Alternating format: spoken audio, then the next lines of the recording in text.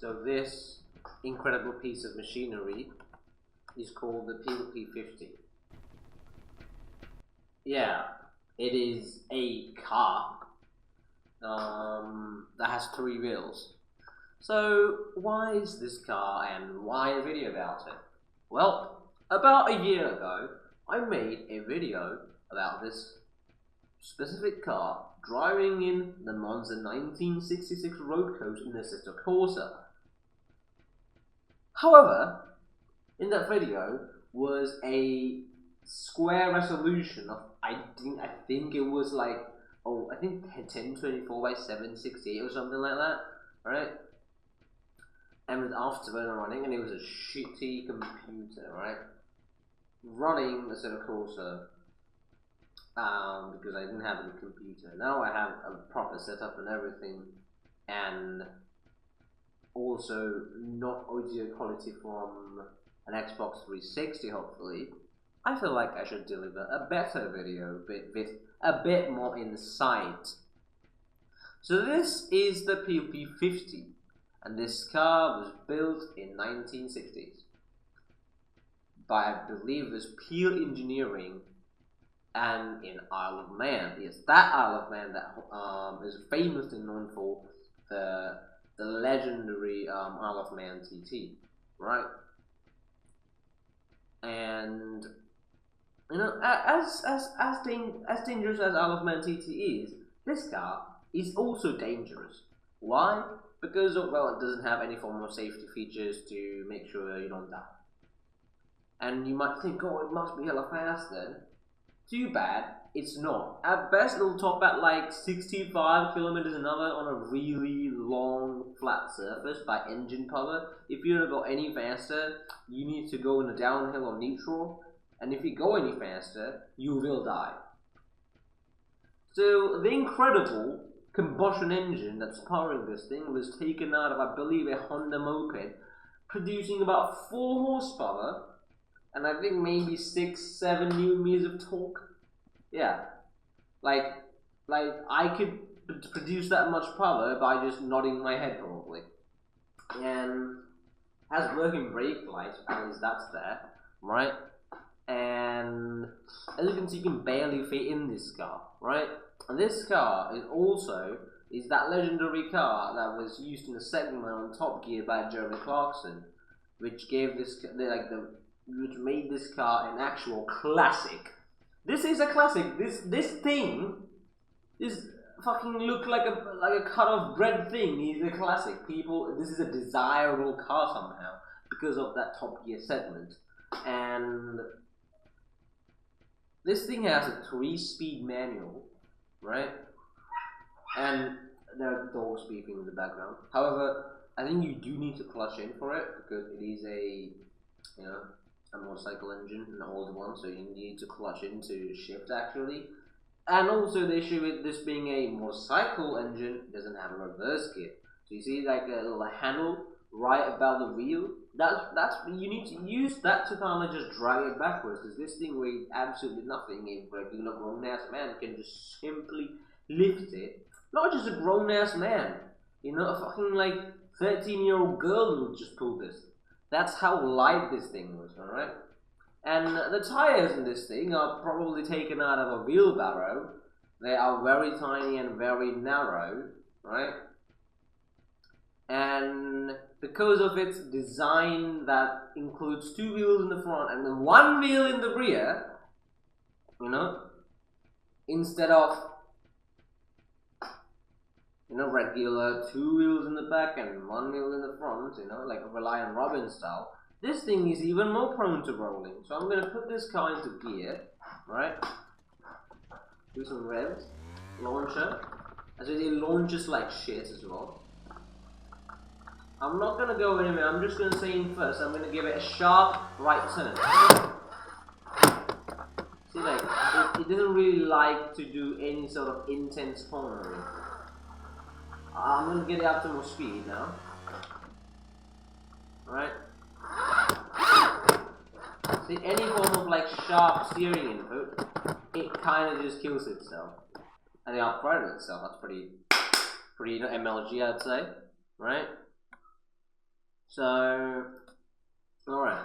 So with that being said, alright, we're here to do a lap on this car, on this circuit, because to commemorate the, I guess, almost a year of, you know, Peel P50 in my room and how far I've made it. So, ladies and gentlemen, I'm gonna drop this incredible piece of automotive history into first gear, you know, build up the revs on this baby, dump the clutch, and off we go.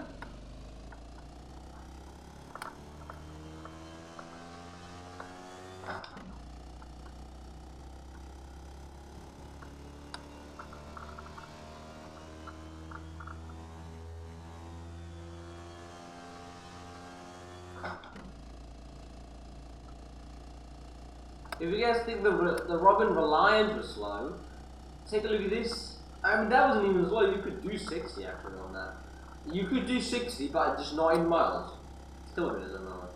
So you can see I've set my speedo to kmh. You can see it right below the speedo on the bottom right, and you can see somehow it shows 4 tires. I don't know how. And they're all 20 psi tire pressure and very cold. 18 Celsius, Jesus! It's doing like 63 k's, and mind you, this circuit has, I think, one very, very small ascent or a hill, and watch this thing absolutely struggle through that. My force feedback is just kind of going all over the place. There's a lot of vibration. I guess that's probably what I felt to drive on this thing. The steering is kind of just messed up. With a very tight steering input to make sure it doesn't roll at speed. Like, I'm barely giving it any input. And it just turns very sharply. That's about the same, like, steering sharpness as like a motorcycle. But it's because it's basically a motorcycle with 2 wheels in the front and a sort of a metal kind of thing over it. That is still as dangerous as a motorcycle, and a motorcycle will be faster. I'm pretty sure the moped this engine is pulled out from is faster than this lump of garbage. Like, we're not even maxed out on gearing. Apparently cars in the 60s were a lot faster. And in cars in the 60s weren't that fast, like, they didn't make much power. You're like typical, like Renault would make like 30 horsepower from a 4-cylinder with a single carb on it, alright? And this was a new level of slow due to the usage of a motorcycle engine. Like the BMW Sedan, I believe it's called, that was faster than this and actually it had 4 wheels. People say it's a 3-wheeler car, but actually it had 4 wheels. I learned that when I was watching the Doug Demura video, right, from like ages ago. So yeah.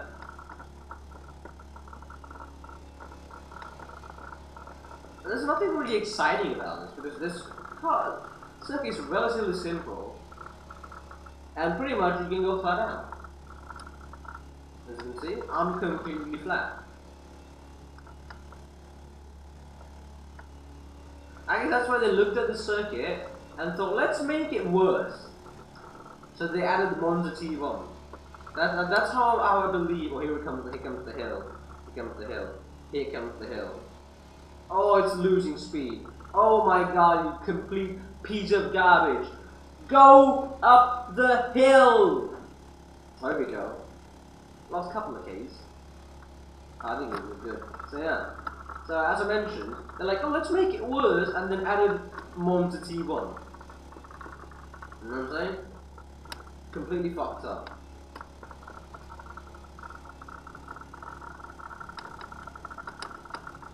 We're taking the optimal racing line, aka middle of the track. It's quick. It's quick.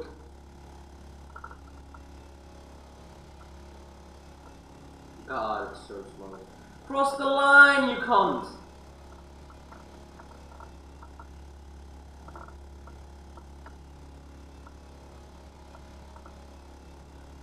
Oh, let's have a home, right? Oh, it doesn't have a home. Okay. Here comes the first of a sharp turn. So when I made the video last time, I believe I rolled. So I wasn't a complete lap either. So basically, I am finishing what my dumbass couldn't do back in the day. So I'm pretty sure you can go flat here because it's not that fast. So I'm just gonna get very, very gentle with the insert. Oh, there we go. She's turning. Oh yeah, she doesn't care. Look at that sheer downforce holding this car. It's like a Formula 1 car, dude.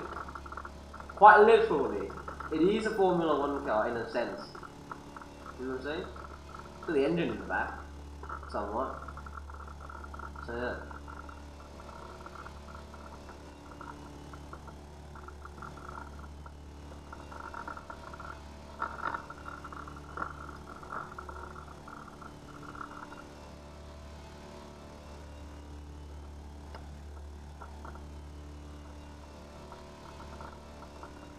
Come on, come on, come on, come on, come on.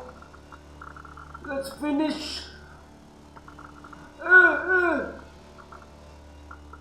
And across the line. Let's go.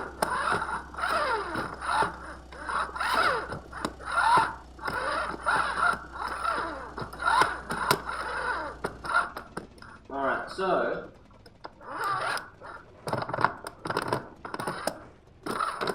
very nice. Oh look, okay.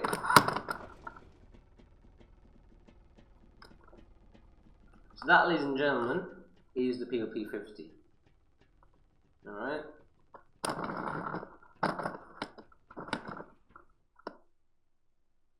And if you guys enjoyed that video, make sure to hit the like button and subscribe even. And I'll see you guys, I don't know, maybe if I make another video like this. Peace.